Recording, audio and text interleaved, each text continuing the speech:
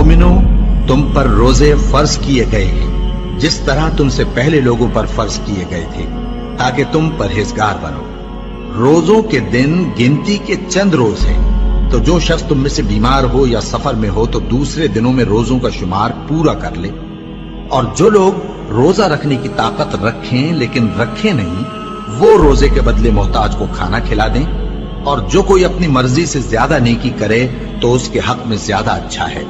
और अगर समझो तो रोजा रखना ही तुम्हारे हक में बेहतर है। रोजों का महीना रमजान का महीना है, जिसमें कुरान अव्वल नाजिल हुआ, जो लोगों का रहनुमा है और जिसमें हिदायत की खुली निशानियां हैं और जो हक व बातिल को अलग अलग करने वाला है। तो जो कोई तुम में से इस महीने में मौजूद हो, चाहिए कि पूरे महीने के रोजे रखे, और जो बीमार हो या सफर में हो तो दूसरे दिनों में रोजे रखकर उनका शुमार पूरा कर ले।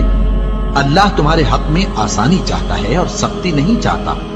और ये आसानी का हुक्म इसलिए दिया गया है कि तुम रोजों का शुमार पूरा कर लो, और इस एहसान के बदले कि अल्लाह ने तुमको हिदायत बख्शी है, तुम उसको बुजुर्गी से याद करो और उसका शुक्र करो। और ऐ पैगंबर, जब तुमसे मेरे बंदे मेरे बारे में दरियाफ्त करें तो उन्हें मालूम हो कि मैं तो तुम्हारे पास ही हूं।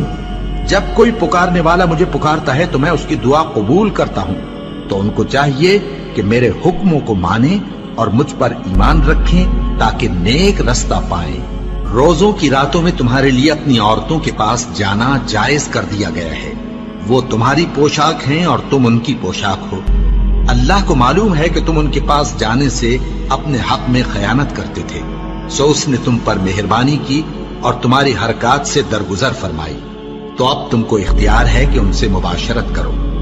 और अल्लाह ने जो चीज तुम्हारे लिए लिख रखी है, यानी औलाद, उसको अल्लाह से तलब करो और खाओ और पियो, यहां तक कि सुबह की सफेद धारी रात की सियाह धारी से अलग नजर आने लगे।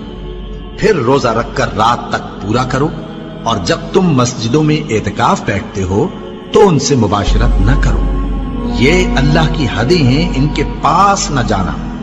इसी तरह अल्लाह अपनी आयतें लोगों के समझाने के लिए खोल खोल कर बयान फरमाता है, ताकि वो परहेजगार बने।